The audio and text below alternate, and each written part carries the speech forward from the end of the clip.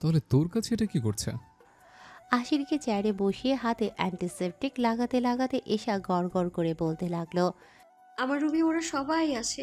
আমি যখন বাসায় ছিলাম না, তখন হয়তো রেখে গেছে।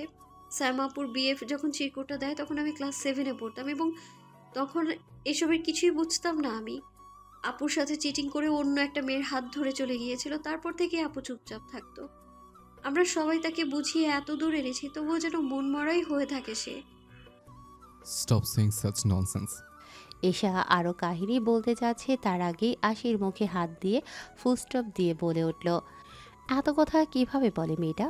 কোনো ছোট্ট প্রশ্ন করলে বড় জবাব দেয়, আবার বড় গভীর প্রশ্ন করলে ছোট্ট করে বলে। এই মেয়ে নির্ঘাত বাচাল। এসা মুখ ভেঙচি দিল। আশির হতভম্ব হয়ে তার অষ্টাদশীর কারসাজি দেখছে। তখনই আশিরের ফোনে একটি কল চলে আসলো। এশার মুখ থেকে হাত সরিয়ে নিল, পকেট থেকে ফোন বের করে রিসিভ করলো। অপর পাশের মর্মান্তিক নিউজ শুনে আশির উঠে দাঁড়ালো। What rubbish is this? তোমরা কি নাকে তেল দিয়ে ঘুমাও নাকি? পুলিশ স্টেশন থেকে একটা ক্রিমিনাল পালিয়ে যায় আর তোমরা পায়ের উপর পা দিয়ে বসে আছো? এখনই ফোর্স টিম বাড়িয়ে দাও। যেখানে চলে যাক না কেন, দেশের বাইরে যেন না যেতে পারে। এশা তৎক্ষণাৎ মেডিসিন বক্স রাখতে চলে গেছে, যার ফলে আশিরের কোনো কথোপকথন শুনতে পারেনি। ফোন রেখে আশির দ্রুত হাতের ঘড়ি দেখে নিল। এখনই একটা কাজে বের হতে হবে। এশার জন্য আর ওয়েট করা যাবে না। ব্যালকনি দিয়ে গিয়ে আশির রেলিং দিয়ে নিচে নেমেই চলে গেল। কারে উঠিয়ে ড্রাইভ করে ফুল স্পিডে নিজের গন্তব্যের জন্য প্রস্থান করল। মিনিট পাঁচেক পর এশা নিজের রুমে প্রবেশ করে দেখে আশির নেই। অবাক হয়ে এদিক সেদিক খুঁজতে থাকে, কোথাও নেই। যদি মেন গেট দিয়ে যায় তাহলে তো দেখতে পারবে, তাহলে কোন দিক দিয়ে চলে গেল ঠিক বুঝলো না। আশির চলে গেছে ভেবে খারাপ লাগছে তার। পড়ার টেবিলে গিয়ে নজর আটকে গেল একটি চিরকুট। সাদা পাতায় ছোট্ট করে লেখা আছে, আমার আর্জেন্ট একটা কাজ পড়ে গেছে জান। এখন আমি বাসায় যাচ্ছি। পরে তোমার সঙ্গে দেখা হবে। তুমি নিশ্চিন্তে শান্তিপূর্ণভাবে ভালো মেয়ের মতো ঘুমিয়ে পড়ো। এশার মুখে তরুণ একটা হাসির রেখা ফুটে উঠল। জীবনে অনেক লাভ লেটার পেয়েছে, কিন্তু এটা সবচেয়ে স্পেশাল, কারণ এতে আশিরের ছোঁয়া আছে। কোনো লেখাকে সামলিয়ে রাখা হয়নি, কিন্তু এই চিরকুটটি এশা নিজের কাছে লুকিয়ে রাখতে চায়। খুব যত্নে রাখবে এই সামান্য কাগজের পাতাকে। কোনো কোনো কথা চালচলনে প্রকাশ পায়। গোলাপগুলো হাতে নিয়ে মুগ্ধ নয়নে কিছুক্ষণ দেখলো।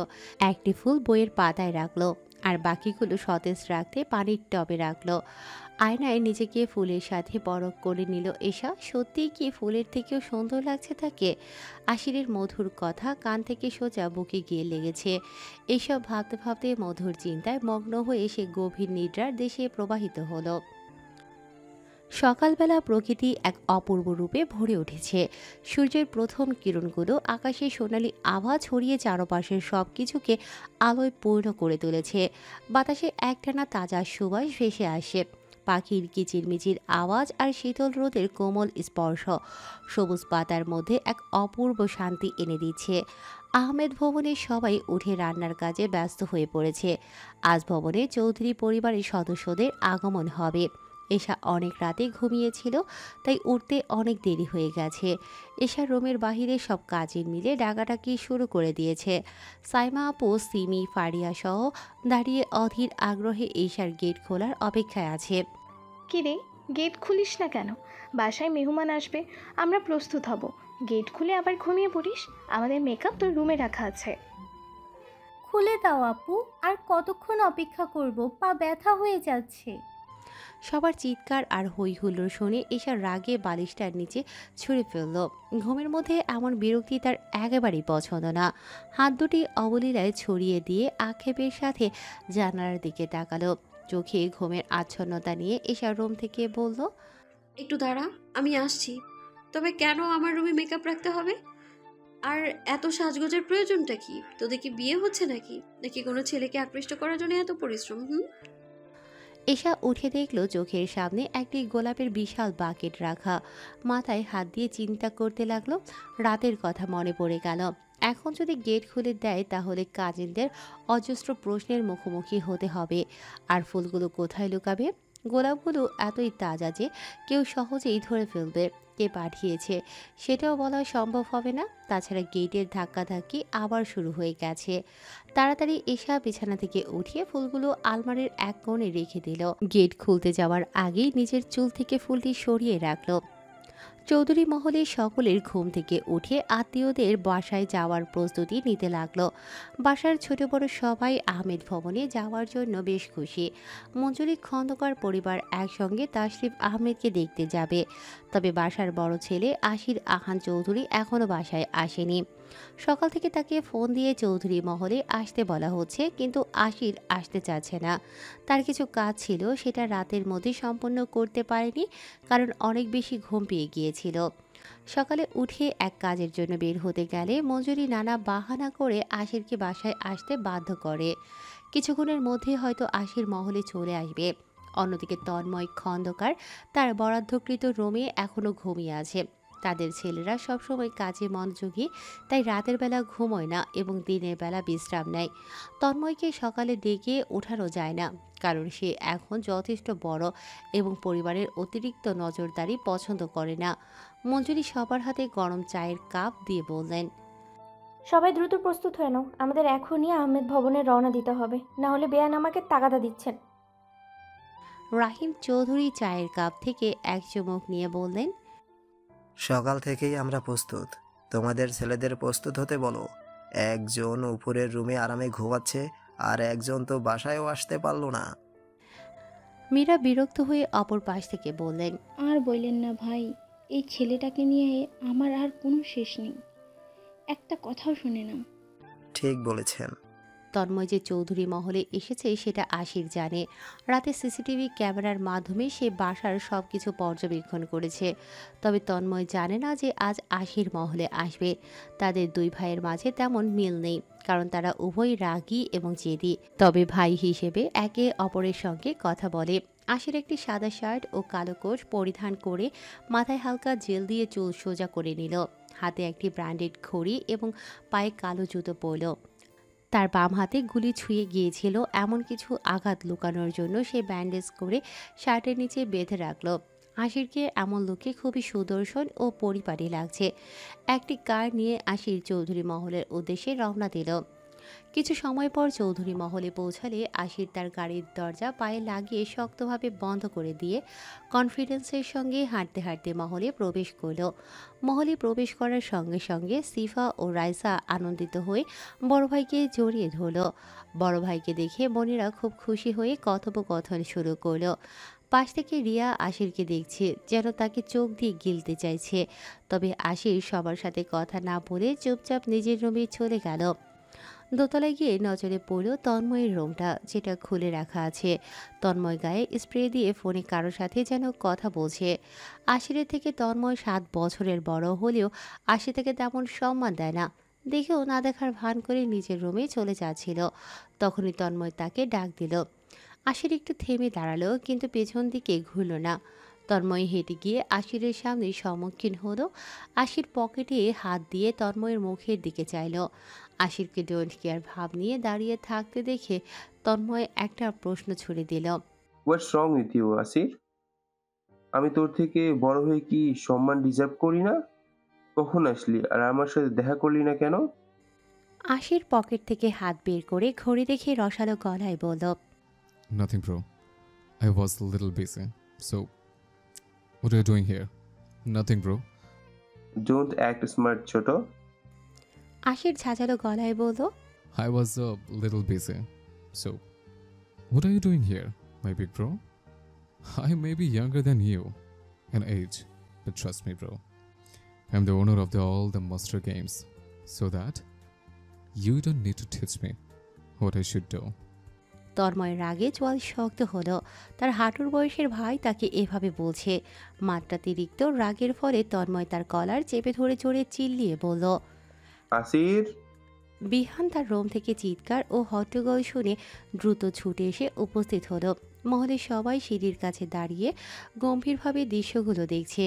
ভাই ভাইয়ের মধ্যে অশান্তি কারো অজানা নয়। আশিরকে ছুতে সাহস পায় না কেউ, অথচ তন্ময় তার কলারে হাত দিয়েছে। ভাবা যায় আশিরের হাত তৎক্ষণাৎ মুষ্টিবদ্ধ হয়ে গেল। বয়সে বড় হওয়া সত্ত্বেও আশির এতটা দয়ালু নয় যে তন্ময়কে এভাবেই ছেড়ে দেবে। কলারে রাখা হাতগুলো এক ঝটকায় সরিয়ে দিয়ে আশির তন্ময়ের গালে জোরে একটি থাপ্পড় বসিয়ে দিল। ছোট ভাইয়ের হাতে থাপ্পড় খেয়ে তন্ময় হতাশ হয়ে মুখ নিচে নামিয়ে দাঁড়িয়ে আছে। তন্ময় কি চুপ থাকার পাত্র? না, সে চুপ করে থাকেনি। সে নিজেও আশিরের গালে একটি থাপ্পড় দিয়ে দিল। এক পর্যায়ে দুই ভাইয়ের মধ্যে মারামারি উত্তপ্ত হয়ে উঠলে বিহান এসে তাদের থামালো। তবুও রাগে আশিরের শরীর কাঁপছিল। বড় ভাই হওয়ার পরও তার দেয়া ঘা এখনও আশিরের শরীরে তাজা ছিল। তন্ময়কে শুধু ভাই হিসেবে ছেড়ে দিলেও আগ বাড়িয়ে লাগতে আসলে রাগ উঠে যায়। বিহানকে এক ধাক্কায় সরিয়ে দিয়ে আশির নিজের রুমে চলে গেল। বাসায় কেউ কিছু বলার সাহস পেল না। এই মুহূর্তে কিছু বললে মহলটি সত্যি যুদ্ধক্ষেত্রে পরিণত হয়ে যাবে। বিহান তাদের মারামারিতে পুরোপুরি বিরক্ত। দুই ভাইয়ের মাঝখানে কোনো পক্ষ নেয়ার কথা সে ভাবতে পারে না। আশির রুমে গিয়ে বক্সিং বালিশে শক্তি দিয়ে ঘুষি মারল, কিন্তু নিজের রাগ কিছুতেই কমাতে পারছে না।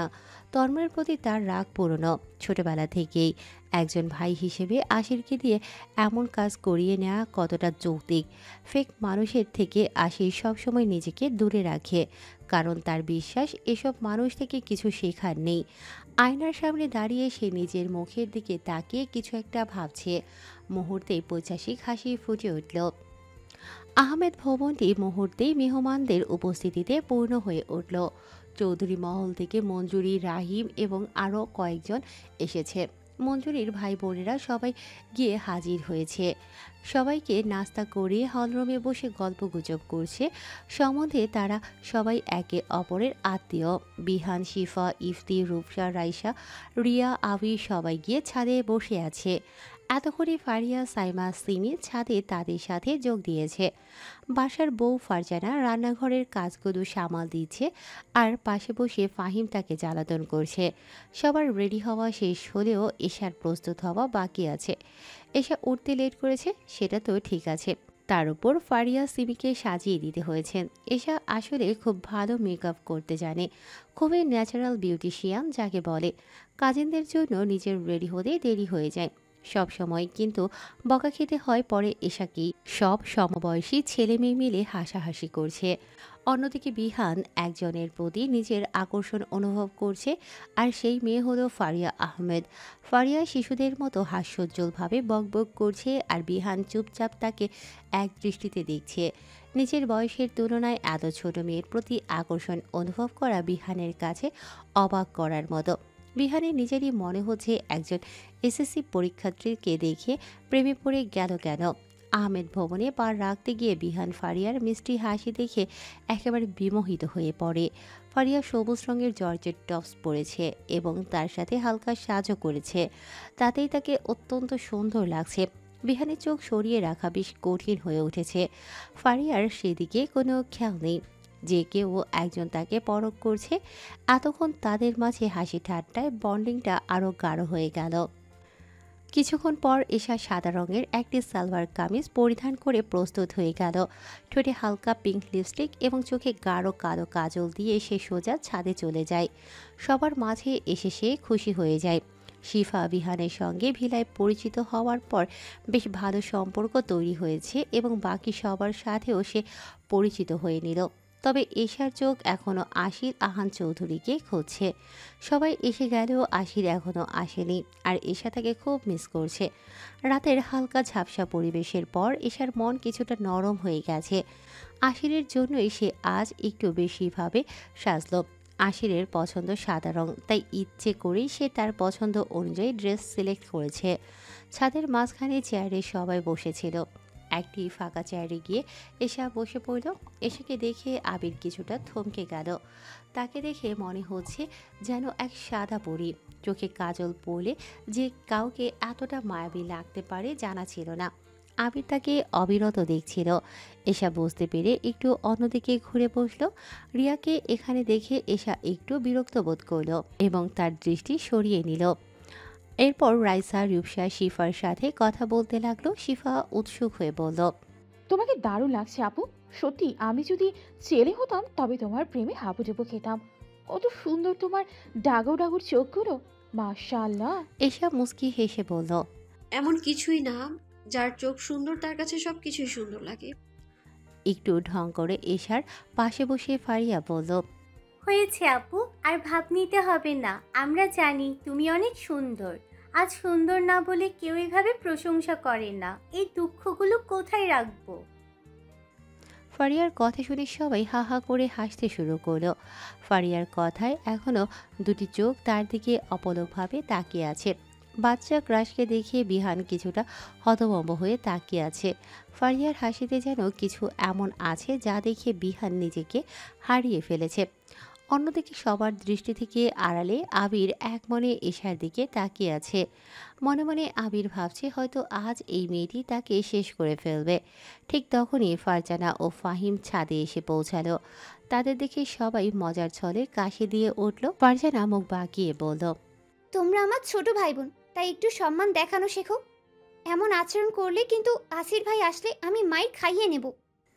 রাইসা চেয়ার থেকে উঠিয়ে ফারজানাকে জড়িয়ে ধরল। অনেকদিন পর নিজের বোনকে দেখতে পেল। বিয়ের পর বুঝি বোন এত দূরে চলে যায়।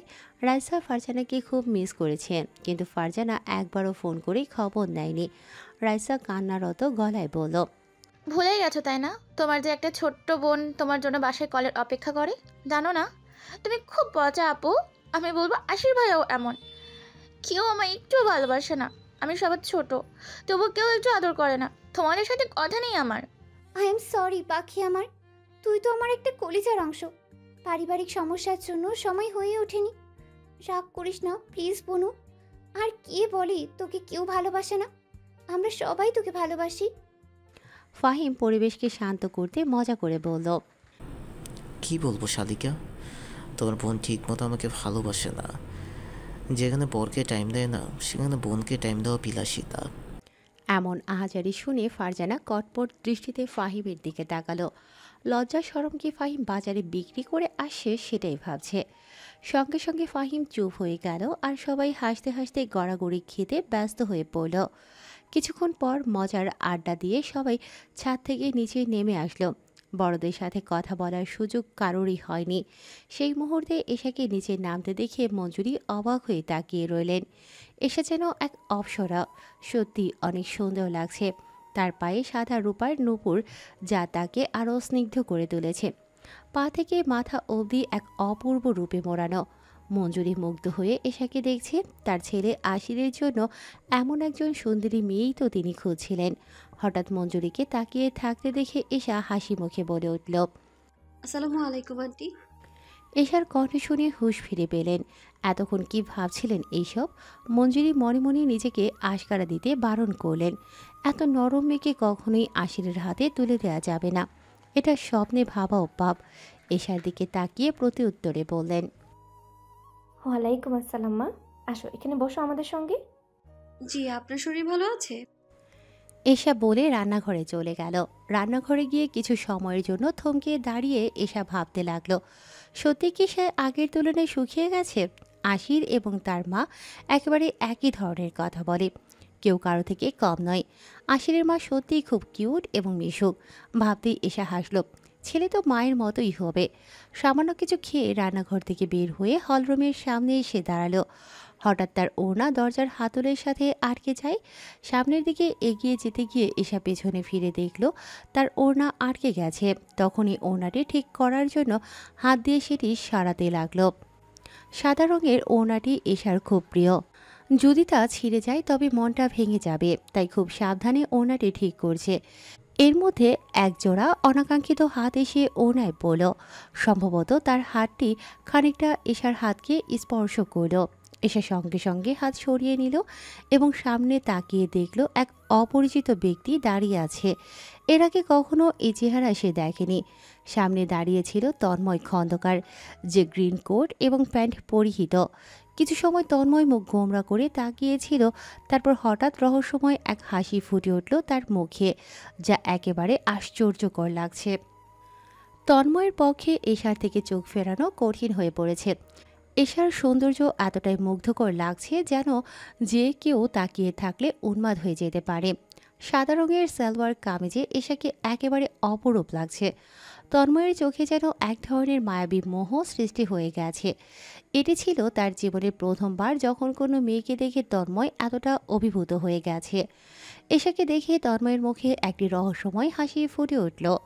তন্ময়ের দিকে তাকিয়ে এশা কিছুটা অস্বস্তি অনুভব করে তার চোখ অন্যদিকে সরিয়ে নিল। অপরিচিত ছেলেদের সঙ্গে কথা বলতে এশা কখনোই স্বাচ্ছন্দ্য বোধ করেনি। বলা যায় তার মনের গভীরে এক অজানা ভয় কাজ করে। এশা তাড়াহুড়ো করে তার ওড়নাটি দরজার হাতল থেকে সরানোর চেষ্টা করছে, কিন্তু ওড়নাটি কোনোভাবেই প্যাঁচমুক্ত হচ্ছে না। অন্যদিকে তন্ময় তার হাত দুটি একটির উপর স্তূপ রেখে গভীর দৃষ্টিতে এশার মুখের দিকে তাকিয়ে আছে। এভাবে কোনো ছেলের চোখে চোখ রেখে তাকিয়ে থাকা এশার কাছে অত্যন্ত অস্বস্তিকর লাগছে। তন্ময় আবার দরজার হাতলে ওড়না ঠিক করার উদ্যোগে নেমে পড়ল। তন্ময় ওড়নায় হাত রেখে বলে উঠল, লেট মি হেল্প ইউ। তন্ময়ের কথা শুনে এশা তাড়াহুড়ো করে ওড়নাটির টান দিয়ে ছিঁড়ে ফেলল। এশার এমন আচরণে তন্ময় কিছুটা অবাক হয়ে হাসল। তন্ময় কিছু বলার চেষ্টা করছে, ঠিক তখনই দোতলা থেকে শিফা ছুটে এসে ভাইয়া বলে ডাকল। শিফা এসে তন্ময়কে শক্ত করে জড়িয়ে ধরল।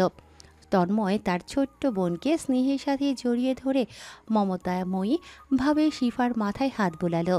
এরপর শিফার গাল টেনে হালকা মিষ্টি সুরে তন্ময় বলল, কেমন আছিস রসগোল্লা? শিফা বিরক্ত হয়ে তন্ময়ের হাত গাল থেকে সরিয়ে নিল। তার উপর রসগোল্লা বলে অপমান করার জন্য তন্ময়ের প্রতি ক্ষোভ প্রকাশ করল। শিফা নাক জড়িয়ে অন্যদিকে মুখ ফিরিয়ে বলল, আবার রসগোল্লা বলো আমাকে? এই নামটা কি আমার সাথে যায়? আমি তোমার সাথে আর কথা বলবো না ভাইয়া। এতক্ষণ পর ঘুম ভাঙলো তোমার, আর আমার জন্য এইবার চকলেট আনোনি কেন? রাগ করিস না রসগোল্লা, তোর জন্য অনেকগুলো চকলেট এনেছি। মহলে গিয়ে খেয়ে আমাকে ধন্য করিস। তুই তো জানিস কাজের চাপে আমি নিজের জন্য টাইম পাই না। এনিওয়ে, বাকি সবাই কোথায়? চকলেটস এনেছো তাই আমি কিছু বললাম না ভাইয়া। সবাই দোতলায় বসে আড্ডা দিচ্ছে। চলো উপরে আমাদের জগকে। আমি তো ভেবেছিলাম তুমি ভবনে আসবেই না। শিফা আনন্দিত হয়ে এভাবে বলে উঠল। তন্ময় এই প্রশ্ন শুনে গম্ভীর হয়ে এশার দিকে তাকিয়ে রইল। এশা এতক্ষণ ধরে তাদের কথাগুলো শোনার পর বুঝতে পারল যে তারা ভাই বোন। সে চোখে একটু আফসোস নিয়ে নিজের ওড়নার দিকে তাকালো। সাদা ওড়নাটি তার খুব প্রিয় হবার সত্ত্বেও ছিঁড়তে হলো।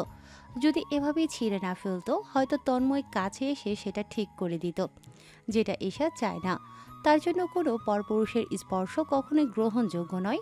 তন্ময় এশার দিকে অমায়িকভাবে তাকিয়ে মৃদু ও সুমধুর গলায় এখানে বলল, আসা আমার জন্য অপরিহার্য ছিল। যদি ভবনে না আসতাম তবে কি এত অপূর্ব দৃশ্য দেখতে পেতাম? আমার মন যে আসার জন্য উৎকণ্ঠিত ছিল। সে সময় হয়তো বুঝতে পারিনি, তবে এখন বুঝতে পারছি কেন এত উৎকণ্ঠা অনুভব করছিলাম। এমন আহাজারি শুনে এশা বিস্মিত হয়ে গেল। এ কথা এশার দিকে তাকিয়ে বলতে হবে কেন? কথাটি এমনভাবে বলা হলো যেন তা একেবারে এশার উদ্দেশ্যেই বলা হয়েছে। শিফা সেটা সঠিকভাবে বুঝতে পারল না। এশার মুখ কিছুটা কুঁচকে গেল এবং চোখের দৃষ্টি পরিবর্তিত হলো। শিফা প্রশ্ন করল, বুঝিনি ভাইয়া, তুমি কি বললে এটা? তুই বুঝবি না। এই কথার গভীর অর্থ বুঝতে হলে আগে মস্তিষ্ক পরিপক্কতা অর্জন করতে হবে। শিফার রাগ তাতে আরও বেড়ে গেল। শিফাকে ইনডিরেক্টলি তন্ময় অপরিপক্ক বোঝে। শিফা প্রশ্নের ভাঁজ বুঝে নিয়ে উত্তর দিতে যাবে, হঠাৎ এক বিস্ফোরক শব্দ হলো। শব্দটি এতটাই ভয়াবহ ছিল যেন কেউ সিঁড়ি থেকে নিচে পড়ে গেছে। ভবনের সবাই একে একে নিচে নেমে আসলো। বাকিরা পেছনে তাকিয়ে দেখল সিঁড়ি থেকে ফারিয়া নিচে পড়ে গেছে। ফারিয়া জোরে চিৎকার দিয়ে কান্না করে বসল। বিহান ছুটে গিয়ে ফারিয়াকে ধরার চেষ্টা করলো, তবে শেষ পর্যন্ত তাকে ধরতে পারল না। ভয় পেয়ে দ্রুত সিঁড়ি বেয়ে ফারিয়ার কাছে পৌঁছালো। বিহানের মুখে চিন্তার ছাপ ফুটে উঠেছে। সামান্য একটি কিশোরী বাচ্চার জন্য বিহানের হৃদয়ে উত্থাল পাথাল ঝড় বয়ে গেল। তন্ময় এবং শিফাও আতঙ্কিত হয়ে সেদিকেই ছুটে গেল। ফারিয়ার কিছু হয়নি তো? এমন এক ভাবনায় এশার হৃদয়ে শঙ্কা দানা বাঁধল। বাসায় উপস্থিত সবাই ফারিয়াকে ধরে তুলে তাকে সোফায় বসিয়ে দিল। বিহান সঙ্গে সঙ্গে ইমার্জেন্সি ডক্টর ফোনে ডেকে নিল। এশা দ্রুত ফারিয়ার কাছে যাওয়ার জন্য এগিয়ে আসলে হঠাৎ তার এক হাত শক্ত করে ধরে কেউ একজন তাকে অন্যদিকে টানতে শুরু করলো। সেই হাতের শক্তি এতটাই ছিল যে এশার পক্ষে প্রতিরোধ করা সম্ভব নয়। একটি পুরুষের শক্তপোক্ত রাগে ভরা হাত যেটি প্রত্যাখ্যান করার ক্ষমতা এশার নেই। এশাকে নিজের ইচ্ছের বিরুদ্ধে টেনে নিয়ে যাচ্ছে। এশা ভয়ে চিৎকার করতে যাবে ঠিক তখনই এক তীক্ষ্ণ দৃষ্টি তার ওপর নিক্ষেপ হলো। সেই দৃষ্টির সামনে দাঁড়িয়ে থাকার বা বাঁচার কোনো উপায় নেই। এই তীক্ষ্ণ চোখের পুরুষের সাথে এশা খুব ভালোভাবে পরিচিত। সে আর কেউ নয়, স্বয়ং আশির রাহান চৌধুরী। রাগান্বিত দৃষ্টিতে তার দিকেই তাকিয়ে আছে। মুহূর্তেই দুই পরিবারের সদস্যরা একত্রিত হয়ে ফারিয়ার আশেপাশে ব্যস্ত হয়ে পড়েছে। সবাই তার দেখাশোনা করতে লাগলো। এদিকে সবার দৃষ্টি এড়িয়ে এশাকে নিয়ে সেই সময় সবার সামনে থেকে অদৃশ্য হয়ে গেল। এশা নিজেকে অগোচরে রাখতে চাচ্ছে, কিন্তু আশির তাকে হাত ধরে টেনে নিয়ে তার রোমে চলে গেল।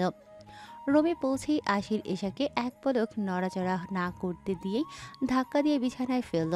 দরজা বন্ধ করে দিয়ে আশির ব্ল্যাক কালারের কোটটি মাটিতে ছুঁড়ে ফেলল। গলার টাই হাত দিয়ে আলতোভাবে খুলে নিল। আশিরের চোখ মুখ রাগে লাল হয়ে উঠেছে। এশা ভয়ে কুঁকড়ে গেল। এশার মনে হাজারটা প্রশ্ন ঘুরপাক খাচ্ছে। এই লোকটি আবার কোথা থেকে এসেছে, আর কেনই বা এমন আচরণ করছে? আশির নিজের শার্টের হাতা তুলে দুটি হাত বিছানার দুপাশে রেখে অচল চোখে এশার সামনে দাঁড়িয়ে রইল। এসে সামান্য শুকনো ঢোক গিলে নিল। আশির ভয়ঙ্কর শান্ত গলায় বলল, What should I do with you now? The punishment you were thinking of, I'm ready to give you that. এশা মিনমিনিয়ে শোধালো। আমি কি করেছি? এশার এহেন কথায় আশির সোজা হয়ে দাঁড়িয়ে হা হা করে হেসে উঠল। আশিরের হাসির মাঝে এক বিশাল তাচ্ছিল্যতা প্রকাশ পেল। চোয়ালে হাত দিয়ে আশির কিছু একটা আন্দাজ করে এশাকে পা থেকে মাথা অবধি নজর বুলিয়ে নিল। এরপর গাম্ভীর্য রেখে আশির ধারালো গলায় বলল, ডেডলি তোর এই লোকে ধাক ধাক হলো বুকে। এত ফুটেজ কেন খাস? এত ফুটেজ কেন খাস? অসম তোর এই আদা, সবাই হলে ফিদা, মন ডাকাতি করে যাস। আশিরের টিস করা এশার একদম ভালো লাগলো না। কানে হাত দিয়ে বিরক্ত প্রকাশ করে সে বলল, চুপ করুন, একদম উল্টাপাল্টা গান বলবেন না। কতটা বিশ্রী লাগছে শুনতে আপনি জানেন? আশির দাঁতে দাঁত চেপে বলল, কেন? কমপ্লেন পাওয়ার জন্যই তো এইভাবে সেজে গুজে রেডি হয়েছিস। ভালো লাগেনি? ছেলেদের রূপের আগুনে ঝলছে দিতে না পারলে যে সাজা বৃথা চলে যাবে, রাইট? মানে? এশার কপাল থেকে বেবি হেয়ারগুলো সাবধানে সরিয়ে আশির তাকে কাছে টেনে নিল। তার মুখে এক গভীরতার সৃষ্টি হলো, যেন সমস্ত যন্ত্রণাগুলো একে একে তার মুখে জড়ো হয়ে এসেছে। মনের গহীনে সেই অনুভূতিগুলো স্পষ্ট হয়ে উঠল। আশির তার বিষাক্ত তবে ঝাঁঝালো গলায় আধিপত্য প্রতিষ্ঠা করে বলল, শোনো ঈশাজান, তুমি এখন বড় হয়ে গেছো। তোমার এই রূপ ও সৌন্দর্য সমগ্র পৃথিবী জুড়ে শুধু একজনের অধিকার। এই সৌন্দর্যের অধিকারী একমাত্র আমি, আর কেউ নয়। যদি আমার জিনিসে কেউ চোখ দেয়, তাহলে আমি সেই চোখকে অক্ষত রাখি না। সেখানে তুমি আমার অস্তিত্ব। তাহলে ভাবো আমি কি করব? আশির নিজেকে শান্ত রেখে হুমকি স্বরূপ আবারও বলল, আমার অস্তিত্বে চোখ দিলে আমি সেই চোখ উপড়ে ফেলতে প্রস্তুত, সুইটহার্ট। আর আমি একবারও ভাববো না এর পরিণাম কি হবে। তোমার কোনো অধিকার নেই আমার অস্তিত্বের উপর অত্যাচার করার। আমার অস্তিত্বকে সবার সামনে প্রকাশ করার সাহস কিভাবে হয় তোমার? এত নিদারুণ কণ্ঠ শুনে এশা কেঁপে উঠল। এশার বাহু ধরে তাকে উপরে টেনে আশির দু হাত দিয়ে ধীরে ধীরে তার গাল জোড়া ধরল। আশিরের হাত এখন এশার মুখে বিচরণ করছে। আশির আলতোভাবে এশার ঠোঁট থেকে লিপস্টিক মুছে দিল এবং তার চুলগুলো হাতে সরিয়ে চোখের কাজল সতর্কতার সঙ্গে মুছে দিল। আশিরের কাছে আসতেই সে চোখ বন্ধ করে নিল। এশা হাতগুলো নিচু করে জড়সড় হয়ে দাঁড়িয়ে আছে। আশিরের খুব কাছাকাছি আছে, যেখানে তার হার্টবিট স্পষ্ট এশা শুনতে পাচ্ছে। আশির এক দৃষ্টিতে এশার দিকে তাকিয়ে তাকে ছেড়ে দিল। এরপর এশার হাত ধরে আশির ওয়াশরুমে নিয়ে গেল। তখন এশা চোখ খুলে তাকালো। এশার চোখে কোনো অভিযোগ নেই। সে বুঝতে পেরেছে আশির কি বোঝাতে চাইছে। তন্ময়ের একটুখানি স্পর্শ হাতে লেগেছিল। সেই জায়গা আশির নিজ হাতে সাবান দিয়ে ঘষে দিল। এশা চুপচাপ আশিরের মুখাবয়বে নজর বুলিয়ে চলেছে। এশার হাতগুলো পরিষ্কার করে ছোট্ট করে আশির চুমু দিয়ে সরু গলায় বলে উঠল, হাত মুখ ধুয়ে ফ্রেশ হয়ে বাইরে এসে যান, জরুরি কথা আছে, আমি অপেক্ষা করছি।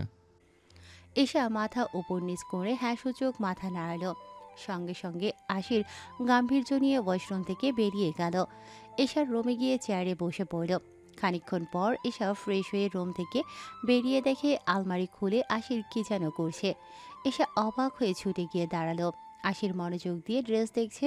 তখনই এশা আলমারির নিচ থেকে তার সামনে গিয়ে 2 হাত দিয়ে বন্ধ করে দিল। আশির ভ্রু কুঁচকে এশার কর্মকাণ্ড দেখল। এশা ভীত গলায় বলল, আপনি কি দেখছেন আমার আলমারিতে? আশির পকেটে হাত দিয়ে ডোন্ট কেয়ার ভাব নিয়ে বলল, হোয়াটস ইউর প্রবলেম? আমার সুইটহার্টের জন্য আমি ড্রেস সিলেক্ট করছিলাম। কেন? সোজা সাপটার জবাবে আশির বলে উঠল, এই ড্রেসে তোমায় ভালো লাগছে না, চেঞ্জ করতে হবে এক্ষুনি। এশা অবাক হয়ে বলল, কিন্তু সবাই তো বলেছে সুন্দর লাগছে, সত্যি কি ভালো লাগছে না? আলমারির কাছে এসে আশির একদম এশাকে ঘিরে ফেলল, যেন তার অদৃশ্য বাধা অতিক্রম করার কোনো উপায় নেই। আশিরের হাতের তর্জনী অদ্ভুতভাবে রাগ প্রকাশ করছে। বাস্তবতা হচ্ছে এশাকে আজ অত্যন্ত দীপ্তময়ী লাগছে। হোয়াইট ড্রেসে এশা একদম অসাধারণ মাধুর্য প্রকাশ করছে, যা আশিরের মনকে গভীরভাবে স্পর্শ করল। এশার এই লুক আশিরের মনে স্মৃতি হিসেবে রয়ে যাবে। যদিও তার রাগের কারণে আশির ঠিকমতো তা অনুভব করতে পারেনি। আশির চায় না অন্য কেউ এশার রূপের দৃষ্টিতে আচ্ছন্ন হয়ে উঠুক, তাই সে নিজে এক ধরনের ইনসিকিউরিটিতে আছে। পায়ের অতিরিক্ত গতির কারণে ফারিয়া সিঁড়ি থেকে পড়ে যায়। এরপর থেকে পুরো পরিবার তার প্রতি বাড়তি যত্নশীল হয়ে উঠেছে। ফাহিম তার বোনকে কোলে তুলে নিচতলার একটি রুমে নিয়ে যায়। ডক্টর এসে ফারিয়ার চিকিৎসা নিয়ে চলে গেছে। এদিকে বিহানের মুখাবয়ব হয়ে আছে বিষণ্ণ এবং উদ্বিগ্ন। এতগুলো মানুষের উপস্থিতিতে নিজের মনের ভাব প্রকাশে সে সক্ষম হচ্ছে না। বিহান অনেক চিন্তা ও রাগ অনুভব করছে, কারণ ছোট একটি সিঁড়ি পার করতে পারে না মেয়েটা। এত চঞ্চলভাবে চলাচল করতে হবে কেন? ফারিয়া তখন থেকে কাছে, কেননা তার ডান পা মচকে গিয়েছে এবং পিঠে ব্যথা অনুভব করছে। সিঁড়ি থেকে মেঝে পর্যন্ত মাত্র 2 পা দূরে থাকায় বড় দুর্ঘটনা থেকে বেঁচে গেছে সে। ফারিয়া যেহেতু ছোট পিচ্ছি, তাই ব্যথা পেলে তার কাঁদা স্বাভাবিক বিষয়। ফারিয়ার কান্না সহ্য করতে পারছে না বিহান। তার মনে হচ্ছে সবার সামনে ছুটে গিয়ে ফারিয়ার কান্না থামাতে, কিন্তু বিহান কোলে নেওয়ার আগেই ফাহিম পৌঁছে গিয়েছিল। সেই সময় বিহান নিজেকে থামিয়ে রেখেছিল। একজন পরিপক্ক ছেলে হিসেবে এমন পরিস্থিতিতে তার কর্তব্য ছিল অন্যভাবে পরিস্থিতি মোকাবেলা করা। কিছু সময় পর ডক্টরের প্রেসক্রিপশন নিয়ে কয়েকজন কাজীর মেডিসিন শপে চলে যায় এবং সবাই তাদের নিজ নিজ কাজে ফিরে যায়। সকলের চলে যাওয়ার পর বিহান দৌড়ে ফারিয়ার রুমে প্রবেশ করে চিল্লিয়ে বলে উঠল। বিহানের আচমকা উচ্চস্বরে বলা কথায় ফারিয়া ভয় পেয়ে কেঁপে উঠল। হঠাৎ এত জোরে আওয়াজ শুনে সে মনের অজান্তে তার চোখ তুলে তাকালো। দেখল বিহান খন্দকার তার সামনে দাঁড়িয়ে আছে। সকালে কিছুটা অচেনা লাগলেও এখন ফারিয়ার মনে হয় বিহান কিছুটা চিপকো ধরনের ছেলে। ফারিয়া তখন বুকে হাত রেখে বিছানায় শোয়া অবস্থায় বসে পড়ল। একপাশে মাথা ঝুঁকিয়ে বাচ্চাদের মতো করে বলে উঠল, এভাবে কেন বলছেন বিহান ভাইয়া? আর চোখ তো আমার চোখের কাছে থাকে, তো কি আমার চোখ আপনার কাছে থাকবে? ভাইয়া ডাক শুনে বিহান কিছুটা তেতে উঠল। এই প্রথম কোনো মেয়েকে দেখে ফিল হয়েছে আর সে কিনা ভাইয়া বলে সম্বোধন করছে। সকাল থেকে সামান্য কথা বলেই মেয়েটা তার আপন হয়ে গেছে, এটা ভাবতেই রেগে গিয়ে বলল। ফারিয়া কিছুটা বিরক্ত হয়ে সোজা হয়ে বসে বলল, একদমই না, আমি এখন বড় হয়ে গেছি। আর সিঁড়ি দিয়ে পড়ে যাওয়াটা কি আমি ইচ্ছে করে করেছি? বিহান রেগে গিয়ে বলল। বিহানের কথায় ফারিয়া অল্প সময়ের মধ্যে কাঁদতে শুরু করলো। তার পায়ে ব্যথা হচ্ছে, আবার তার উপর বিহান তাকে বকছে, যা তাকে আরও কষ্ট দিল। বাসার সবাই কখনো তাকে এতটা বকা দেয়নি, আর এমন পরিস্থিতিতে বিহান তার উপর রাগ করে কথা বলায় ফারিয়া আরও বেশি হতাশ হয়ে পড়ল। কাঁদতে কাঁদতে বলল, যেখানে আমাকে আমার পরিবার কখনো বকা দেয়নি, সেখানে আপনি কেন আমায় বকলেন ভাইয়া? আপনি খুব পচা ভাইয়া। ফারিয়ার কান্না দেখে বিহান কিছুটা হতভম্ব হয়ে পড়ল। সে বুঝতে পারছে না হাসবে না কাঁদবে। কখন বিহান তাকে বকেছে? আসলে এইটা তো ছিল তার কেয়ারের ধরন, যা ফারিয়া ঠিকভাবে বুঝতে পারছে না। বিহান বুঝতে পারল ফারিয়া বকা দেওয়া আর শাসন করার মধ্যে পার্থক্য উপলব্ধি করতে পারে না। তখন বিহান নিজের রাগকে একপাশে সরিয়ে দিয়ে মুচকি হেসে ফারিয়ার পাশে এসে বসে বলল। ফারিয়া অবাক হয়ে বলল, কিসের নাম্বার? ফারিয়া একটু নিরাশ হয়ে চোখ মুছে বলল, কিন্তু আমার তো ফোন নেই। বিহান একটু ভেবে বলল। তাহলে তুমি যার ফোন বেশি ইউজ করো তার নাম্বারটাই দিলেই চলবে। ফারিয়া কিছু সময় থেমে ভেবে বলল। ওকে, আমার এশা আপুর নাম্বারটা লিখুন ভাইয়া। বিহান মৃদু হেসে বলল। ওকে। অপরদিকে আহমেদ ভবনের নিচতলায় সোফায় সবাই বসে আছে। তন্ময় খন্দকার তার দৃষ্টি দোতলার দিকে স্থির করে রেখেছে। তার চোখ একটি মেয়েকে খুঁজে পাওয়ার তারা প্রকাশ পাচ্ছে। হুট করে এশার গায়েব হয়ে যাওয়া কেমন যেন সন্দেহজনক। এশার ব্যাপারে সব তথ্য নেওয়া শেষ তার। শিফা তার বোনের কাছ থেকে এইটুকু মুহূর্তেই সব জেনে নিয়েছে। এক পলকেই এশাকে হারিয়ে ফেলে সে দোতলায় নজর দিয়ে আছে। এই সময় সবাই পায়েস, লাড্ডু এবং মিষ্টি খাচ্ছে, আবার কেউ কেউ চা উপভোগ করছে। তন্ময়ের পাশেই শিফা, রিয়া এবং রাইসা বসে আছে। তন্ময়ের আসার পর থেকে রাইসা কিছুক্ষণ তাকে লক্ষ্য করেছে, আর এইভাবে তাকিয়ে থাকার কারণে রূপসা তার কোণে হাত দিয়ে রাইসাকে একটু গুঁতা মারছে। রাইসা বিরক্ত হয়ে রূপসাকে চোখ রাঙালো। কিছুক্ষণ পর ফারিয়ার রুম থেকে বের হয়ে বিহান সোজা হলরুমে এসে সোফায় সবার পাশে বসে পড়ল। এত মানুষ থাকার পরও কেউই খেয়াল করেনি যে বিহান কোনো দিক থেকে এসেছে। বিহানকে পাশে বসতে দেখে তন্ময় কিছুটা অবাক হয়ে তার দিকে তাকিয়ে জিজ্ঞেস করল। কি হলো, কোথায় গিয়েছিলিস? এই তো ওয়াশরুমে গিয়েছিলাম। তোমার কাজ কমপ্লিট হয়েছে? না, বাসায় গিয়ে শেষ করতে হবে। এই মিটিংয়ে তুইও আমার সাথে যাবি। তোর কিছু সিগনেচার লাগবে। ওকে ভাইয়া। বাই দ্য ওয়ে, তোকে এত অন্যমনস্ক লাগছে কেন? ঠিক সেই মুহূর্তে পেছন থেকে মেইন ডোরের সামনে দাঁড়িয়ে পকেটে হাত দিয়ে এক গম্ভীর গলার এক ব্যক্তির কথা ভেসে আসলো। বাসার সবাই হঠাৎ করে মেইন দরজায় তাকিয়ে অবাক হয়ে দেখতে পেল আশির আহান চৌধুরীকে। তার আগমনে সবাই কিছুটা হতবাক হয়ে পড়ল, কারণ সবচেয়ে শেষ সময়ের মধ্যে আশিরই হয়তো এসেছে। আশির কোটের একটি বোতাম খুলে হাঁটতে হাঁটতে আহমেদ ভবনে প্রবেশ করল। আশিরকে আসতে দেখে তন্ময় নিজের মুখ ঘুরিয়ে নিল। আশিরের অদ্ভুত আচরণের কথা মনে পড়ে যাওয়ায় তন্ময় কিছুটা অস্বস্তি অনুভব করল। আশির তার উপর আবারও ব্যঙ্গ করে বলল। অ্যাকচুয়ালি ব্রো, বেহানের চিন্তাধারা হঠাৎ করে আমার মতো বদলে যাচ্ছে। এই বয়সে বড় ভাইয়ের জন্য আমরা ছোট ভাইয়েরা বিয়ে করতে পারছি না। Is there any way without big absent minded Tanmay bro? এমন কথায় চৌধুরী মহলের সবাই কিছুটা বিস্মিত হয়ে গেল। ছোটরা কথার মানে বোঝার চেষ্টা করতে লাগলো। পরিস্থিতি সামাল দিতে বিহান দ্রুত গিয়ে আশিরকে জড়িয়ে ধরল। দুজন ভাই যদি আবার ঝগড়া বা বাড়াবাড়ি শুরু করে তবে আত্মীয়দের মাঝে আর কোনো মান সম্মান থাকবে না। তন্ময় তো চুপ থাকার লোক নয়, সে নিশ্চয়ই কিছু বলবেই, কারণ তন্ময়কে বয়সের খোঁটা দেওয়া হয়েছে। কিন্তু তেমন বয়সের পার্থক্য মানে না তন্ময়। তার বয়স হয়তো 3 দশকের কাছাকাছি হবে। এদিকে রুম থেকে হেঁটে সিঁড়ি দিয়ে নিচে নেমে আসছে এশা তাবাসসুম। এশার পরনে আছে একটি সাধারণ সুতি কটনের পার্পল কালার কুর্তি। কুর্তির সাথে তেমন কোনো অলংকার বা সাজগোজ নেই, বরং এটি হচ্ছে খুবই সাধারণ এবং সিম্পল। এশা মুখে কোনো ধরনের মেকআপও ব্যবহার করেনি, একেবারে সাদামাটাভাবে নিচে নেমে আসলো।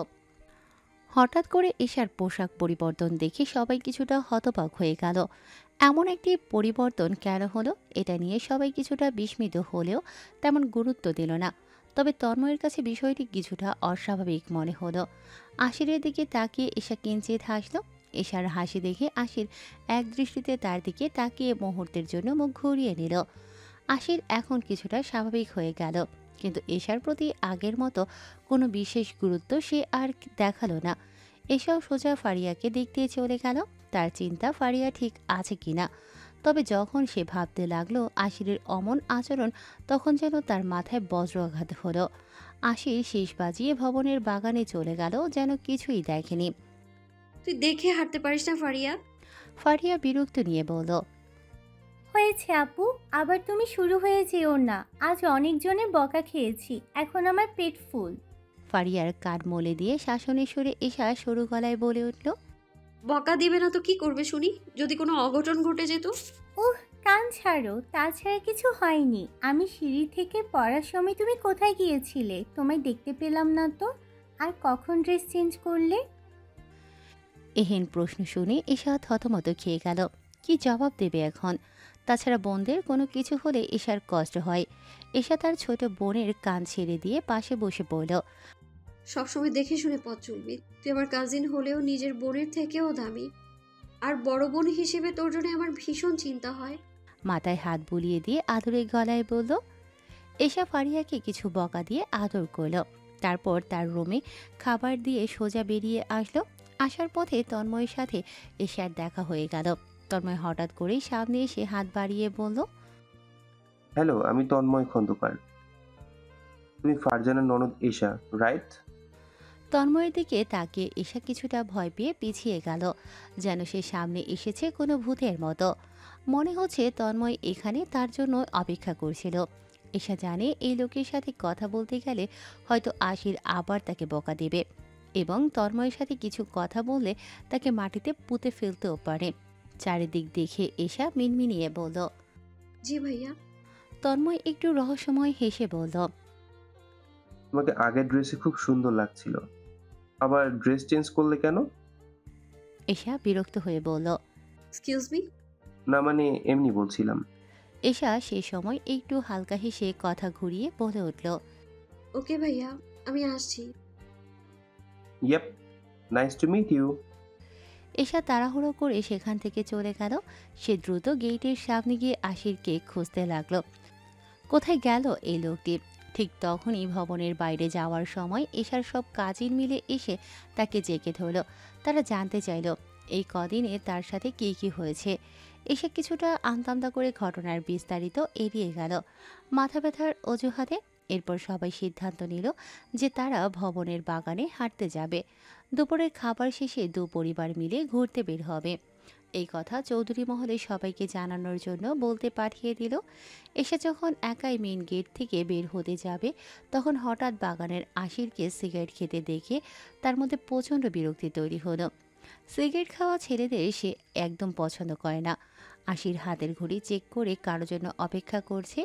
এসে কিছুটা বিরক্ত হয়ে হেঁটে আশিরের কাছে যেতে ধরলে একজন পিয়ন সাইকেল নিয়ে ভবনে প্রবেশ করল।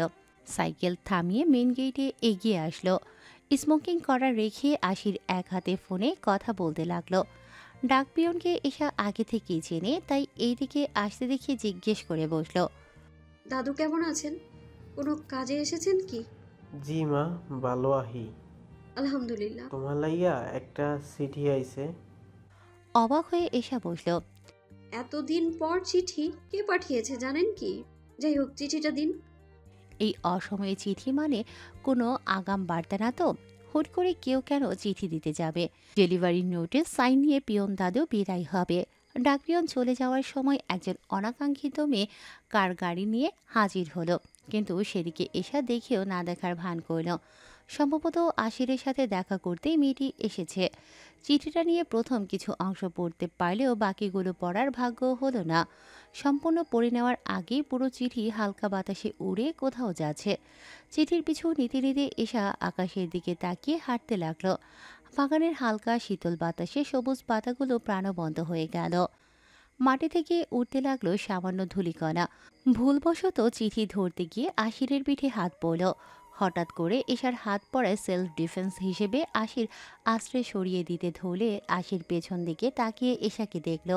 সঙ্গে সঙ্গে এশার কোমর ধরে ফেলল। এক মুহূর্তের জন্য এশা নিচে পড়তে পড়তে রক্ষা পেল, কেননা ভারী মাটি ও ঘাসবিহীন জায়গায় পড়ে গেলে তার কোমর আর ঠিক থাকত না। এসা ভয়ে আতঙ্কিত হয়ে আশিরের কলারের কাছে হাত দিয়ে কেঁপে উঠল। তার চোখ বড় বড় হয়ে গেল। এশার সামনে একটি মেয়ে দাঁড়িয়ে আছে, তবুও এশা অন্যদিকে তাকানোর সময় পেল না। নিরুপায় হয়ে আশিরের দিকে তাকিয়ে রইল। এরই মধ্যে মাটির ধূলিকণাগুলো হুট করে তার চোখে গিয়ে পড়ল। এশা ঝটপট চোখ বন্ধ করে চিৎকার দিয়ে আহ বলে উঠল। তাকে উপর দিকে তুলে আশির চোখে ফু দিতে লাগলো। এতক্ষণ এশা ঠিকই ছিল। হঠাৎ ভেসে আসলো একটি কণ্ঠস্বর। সারপ্রাইজ! ছোট পিচ্ছি তোমার সাথে কি করেছে আরিশ? তুই তো বলেছিলি এই জায়গায় একাই আছিস। তখনই এশা তার মুখ তুলে অন্যদিকে তাকালো। হালকা করে চোখ খুলে নিল, কিন্তু ঝাপসা দেখছে। আড়ষ্ট চোখে এশা দেখতে পেল সেই পরিচিত বড় আপুকে, যার সাথে রেস্টুরেন্টে তার দেখা হয়েছিল। চোখ মুছে নেওয়ার পর এশা ধীরে ধীরে পরিষ্কার দেখতে পেল। এক মুহূর্তের আগেই সমস্ত ঘটনা তার মনে পড়ে গেল। মুহূর্তেই তার মুখের রং পরিবর্তন হয়ে গেল এবং রাগের অঙ্গভঙ্গিতে তার মুখ ভার হয়ে উঠল। আশিরের দিকে এসা কটমট দৃষ্টিতে তাকালো। এসা এক ঝটকায় আশিরকে নিজের থেকে ধাক্কা দিয়ে দূরে সরিয়ে দিল। আশির কিছু বুঝে উঠতে পারল না, বরং অবাক হয়ে গেল। হঠাৎ করে মেয়েটার কি হলো? এশার সামনে দাঁড়িয়ে আছে মিতু নামের সেই কিছুদিন আগের পরিচিত মেয়েটি। এশা জানেই এই মৃত্যুর উপস্থিতি তার সহ্য করা সম্ভব নয়, এমনকি আশিরের পাশে অন্য কোনো মেয়েকেই সে সহ্য করতে পারবে না। এটা টক্সিক মেন্টালিটি হলেও করার কিছু নেই। এখন আশিরের প্রতিও এশার অভিমান জন্ম নিল। রাগে চট করে গা রিডি করে উঠতে শুরু করেছে। এশা নিজেও জানে না সে যে কখন কি আচরণ করবে, তাই এশা সিদ্ধান্ত নিল এখানে বেশি সময় থাকা ঠিক হবে না। এশা হাত শক্ত করে মুষ্টিবদ্ধ করল এবং অন্যদিকে চলে যাওয়ার জন্য পা বাড়িয়ে দিল।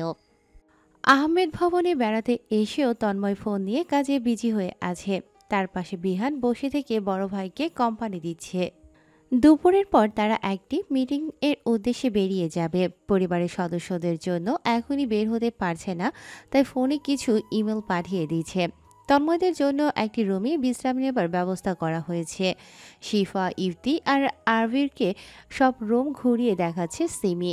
তন্ময় ফোনে কথা বলছে, সেই সময় রাইসা রূপসা রুমে প্রবেশ করল। তন্ময়কে গ্রিন কালারের কোট প্যান্টে খুবই দারুণ লাগছে। রাইসা প্রথম দিন থেকেও আজ অধিকতর ক্রাশ খেয়ে গেছে। চোখ দিয়ে গিলে খাওয়া যাকে বলে, ঠিক সেভাবে রাইসা তন্ময়ের দিকে তাকিয়ে আছে। তন্ময়ের সাথে উপর দিয়েই যে কথা বলবে সে সাহস আর পাচ্ছে না। হঠাৎ তন্ময় ফোনে রাগে চিৎকার দিয়ে বলে উঠল, are you out for your mind? কাজটা এখনো কিন্তু কমপ্লিট হয়নি। আমি কিছুক্ষণ পর বের হব। এর মাঝেই কাজটা যদি না হয় তবে তোমার রিজাইন কনফার্ম, ইউ বাস্টার্ড। তন্ময়ের রাগান্বিত কণ্ঠ শুনে রাইসা খানিকটা ভয় পেয়ে গেল। সামান্য যে ভালো লাগা ছিল সেটাও ক্রমশই কমে গেল। প্রচণ্ড রাগী মানুষ রাইসা পছন্দ করে না। শেষ পর্যন্ত কি তাকে এক রাগী মানুষের প্রেমে পড়তে হলো? রূপসা তার দিকে তাকিয়ে শুকনো ঢোক গিলে নিল। বিহান তাদের রুমে অস্বাভাবিকতার সঙ্গে দাঁড়িয়ে থাকতে দেখে বলে উঠল, কিছু বলবি তোরা? কি হয়েছে? রূপসা ভয়ে ভয়ে উত্তর দিল, না ভাইয়া, এমনিতেই আসলাম। বিহান হেসে বলল, আরে বল, ভয় পাস না। তন্ময় ভাইয়া কাজের প্রতি সিরিয়াস হওয়ার মাঝে মাঝে রাগ নিয়ন্ত্রণ করতে পারে না, এতে ভয় পাওয়ার কিছু নেই। রাইসা আমতা আমতা করে বলল, আসলে নিচে তোমাদের খেতে রাখছে। রূপসা ও রাইসা বলি দ্রুত সেখান থেকে চলে যেতে চেষ্টা করল। বিহান হো হো করে হেসে উঠল। তন্ময় ফোন রেখে বিরক্ত দৃষ্টিতে বিহানের দিকে তাকালো। এতক্ষণে কি হয়েছে কিছুই দেখল না। তন্ময় বিরক্ত হয়ে বলল, ভাই একটু আসতে বলো, বাসায় অনেক পিচ্চির আছে, তারা ভাববে বাসায় ডাকাত পড়েছে। বিহান মৃদু হাসি ধরে বলল, নো নিড, মজা করিস না। প্রেজেন্টেশনটা নষ্ট হলে আমাদের কোম্পানির লস হবে, এর দায়ভার কে নেবে? ওকে, রিল্যাক্স। কিছুক্ষণ পর তন্ময় তার মাকে ডাকতে ডাকতে সিঁড়ি দিয়ে নিচে নেমে আসলো। খাওয়া দাওয়া না করে বাড়ি ফিরে যাওয়ার ব্যাপারে নানা বাহানা শুরু করে দিল। সবাই তাকে বুঝিয়ে না খেয়ে যেতে বাধা দিল। ঠিক এই সময় ফারিয়াকে হলরুমে এসে বসিয়ে রাখা হলো। তার নাকি খুব বোরিং লাগছে, তাই সে সবার সঙ্গে বসে গল্প করতে চাচ্ছে। ফারিয়াকে দেখে বিহান মুচকি হেসে তার কাছে যেতে উদ্যোগ নিল। তৎক্ষণাৎ এশা মূলত রাগে কাঁপছে। এশা রাগে পা বাড়ালেও আশির তো তাকে এমনভাবে যেতে দেবে না। আশির খুব ভালো করেই জানে এশার মনে এই মুহূর্তে কি চলছে। যখন এশার রাগ জেদে পরিণত হবে তখন হয়তো আশির তাকে সামলাতে পারবে না। তাই এখনই তার রাগ দূর করা দরকার। এশা যখন মুষ্টিবদ্ধ হাত নিয়ে বাসার ভেতরে প্রবেশ করতে যাবে ঠিক তখনই আশির তাকে এক টান দিয়ে কাছে টেনে নিল। এশা বুঝতে পারার আগেই আশিরের হাত এশার কোমরে গিয়ে পড়ল। এশা ছটফট করতে শুরু করলো ছাড়া পাওয়ার জন্য, কিন্তু আশির তাকে আরও শক্ত করে নিজের বাহু ধরে আবদ্ধ করে ফেলল। এশা কটমট দৃষ্টিতে আশিরের দিকে তাকালো। এই বিলম্বে এশার হুট করে রেগে যাওয়া আশির খুব কাছাকাছি থেকে অনুভব করল। এশাকে রাগলে খুবই মাধুর্য লাগে। রাগে তার গাল টমেটোর মতো লাল হয়ে যায় এবং এশার হরিণের মতো নির্মল, আকর্ষণীয় আর গভীর চোখ থেকে যেন বারুদ বের হতে থাকে। ঠিক সেই মুহূর্তে আশির ছোট্ট তীক্ষ্ণ চোখে তাকিয়ে এশার গালে এক টুকরো চুমু এঁকে দিল। এশার জন্য এটি এক ধরনের অবাক করা অভিজ্ঞতা এবং সে কিছুতেই বুঝে উঠতে পারছে না কি ঘটল। হঠাৎ করে আশিরের কর্মকাণ্ডে এশার কান দিয়ে ধোঁয়া বের হতে শুরু করলো। তার ছটফটানি এক ক্ষণে থেমে গেল এবং সে নিস্তব্ধ হয়ে দাঁড়িয়ে রইল।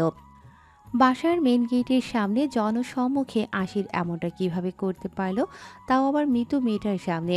অবশ্য মিতু অবাক হওয়ার বদলে মুখ টিপে হাসে। নিজের বয়ফ্রেন্ডকে অন্য কারোর সাথে দেখলে কি কেউ হাসে? এশা তাদের হাবভাব কিছুই বুঝল না। এশা লজ্জায় পুরোপুরি সংকুচিত হয়ে পড়ল, যেন মাটির নিচে ডেবে যেতে যায়।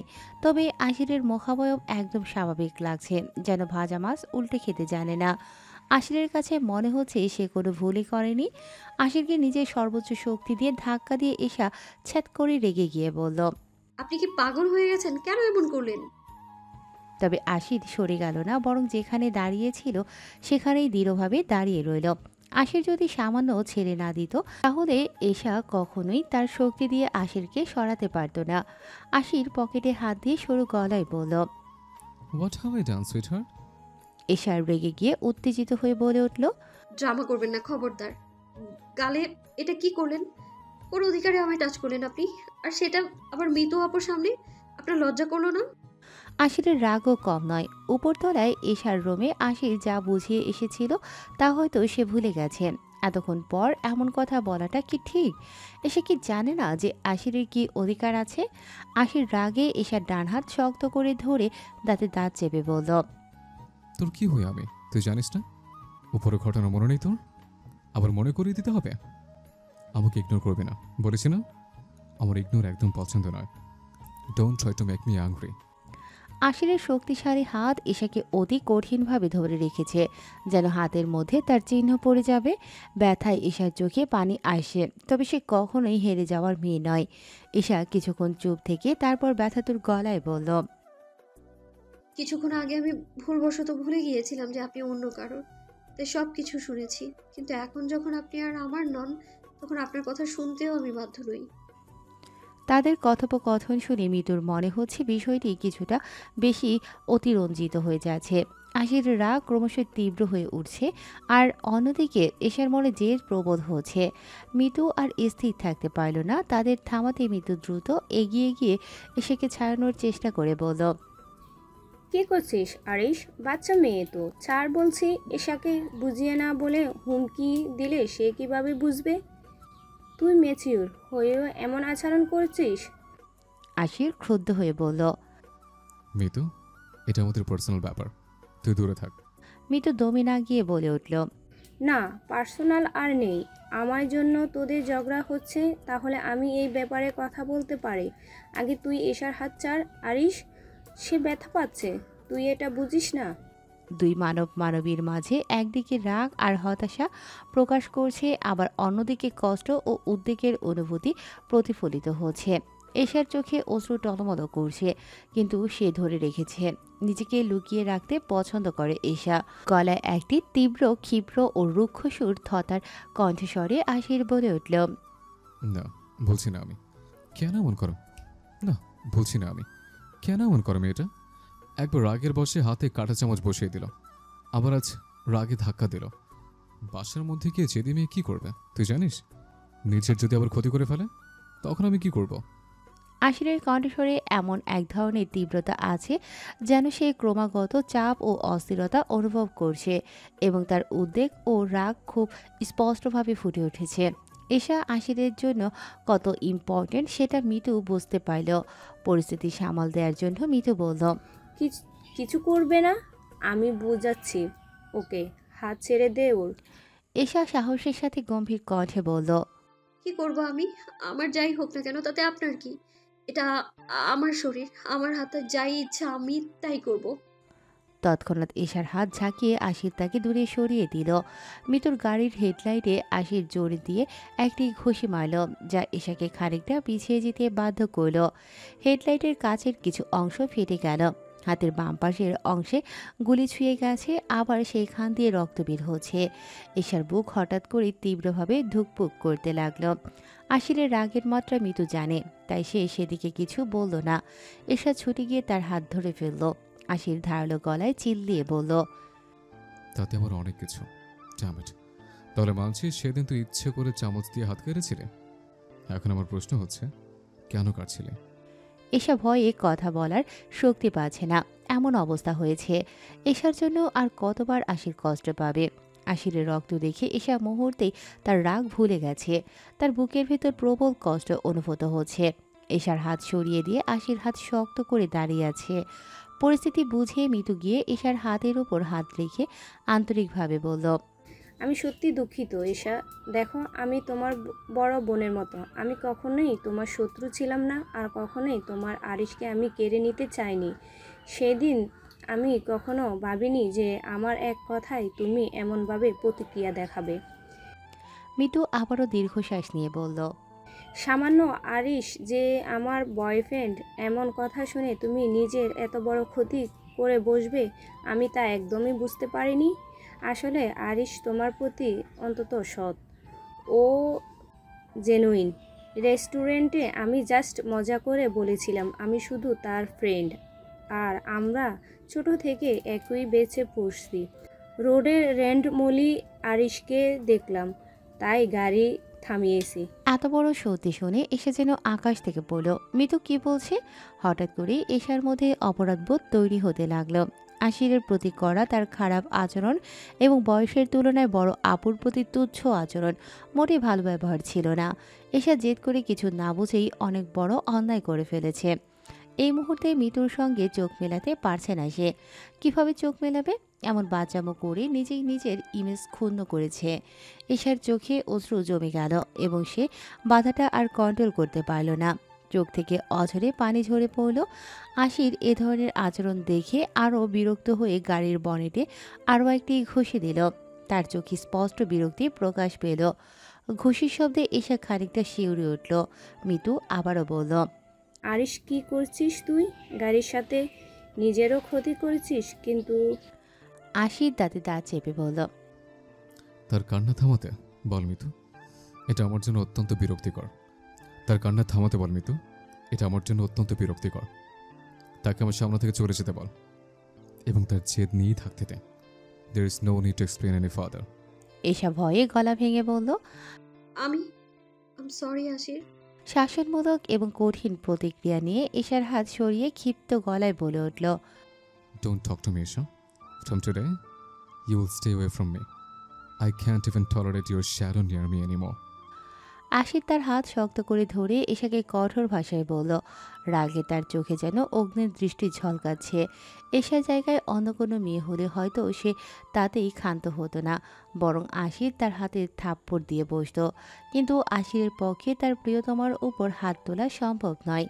এশা তার রাগ আর দুঃখ একেবারে বিমূঢ় হয়ে চোখ টিপে তাকালো। আশির এমনভাবে কথা বলবে এটা সে কখনো কল্পনাও করেনি। এশা আর কথা বাড়ালো না, চুপচাপ সেখান থেকে দৌড়ে চলে গেল। এশা চলে যাওয়ার সঙ্গে সঙ্গে আশিরের মুখে এক পৈশাসিক হাসি ফুটে উঠল। তার হাতগুলো নীরবে অন্যত্র ছড়িয়ে পড়ল এবং আশির পায়ের কাছে পড়ে থাকা চিঠিটি নিচু হয়ে তুলে নিল। ঝগড়ার মাঝে এশা চিঠির কথা একেবারে ভুলে গেছে, অথচ এতক্ষণ ধরে চিঠিটি নেয়ার জন্যই সে হেঁটে এসেছিল। কিন্তু এখন চিঠি না নিয়ে চলে গেল। মিতুও আশিরের সাথে তাল মিলিয়ে অদ্ভুতভাবে হাসল। চিঠিটা হাতে নিয়ে পুরোটা পড়ে নিল। তারপর বিস্ময়কর দৃষ্টিতে আশির চিঠিটির দিকে তাকালো এবং তার হাত থেকে রক্তের দাগ মুছে ফেলল। আশির তীক্ষ্ণ ভয়াবহ কণ্ঠে এশার চলে যাওয়ার দিকে চেয়ে বলে উঠল, আমার বোকা চান, আমি কেন তোমাকে স্বেচ্ছায় দূরে থাকতে নির্দেশ দেব? Why? Think a little, Isha. যেখানে আমি কখনোই তোমার থেকে পৃথক হতে সক্ষম নই। দহনে পুরাবো তোমায়, আমার অস্তিত্বে মিশিয়ে তোমাকে সম্পূর্ণ একাত্ম করব। 4 দিন পর সকালের উষ্ণ ছোঁয়ায় আলোকিত হয়েছে ঢাকা শহর। রাস্তায় পাথরগুলো মৃদু করে শীতল ভোরের স্পর্শ পেল। তখন থেকেই তীব্র সুরে গাড়ির হর্ন আর ফুটপাতের মধ্যে ভিড়ের হাঁটা চলার শব্দ মিলিয়ে এক অদ্ভুত সুর তৈরি করেছে। রোদের রোশনিগুলো কাচের বিল্ডিংয়ের কাছে প্রতিফলিত হচ্ছে। ফাস্টফুডের দোকান থেকে উড়ে আসছে পুড়ে যাওয়া রুটি আর তাজা কফির গন্ধ। আর দূরে কোথাও এক সিগন্যাল লাইটের ঝলক যেন ঝিকিঝিক করছে। শহর তার ব্যস্ততা, হু হু করা বাতাস আর হালকা ঠান্ডার মধ্যে জুড়ে গেছে। আহমেদ পরিবার একত্রে ঢাকা ধানমন্ডি রোড টিনের ল্যাব 8 হসপিটালের চেয়ারে বসে আছে। কয়েকদিন ভবনে যথাযথ চিকিৎসা গ্রহণ করার পর তাশরিফ আহমেদ আজ হসপিটালে চেক আপ করানোর জন্য এসেছেন। বর্তমানে তাশরিফের শারীরিক অবস্থার অনেক উন্নতি হয়েছে। তিনি সবার সাথে স্বাভাবিকভাবে কথা বলছেন, খাচ্ছেন এবং চলাফেরাও সঠিকভাবে করছেন।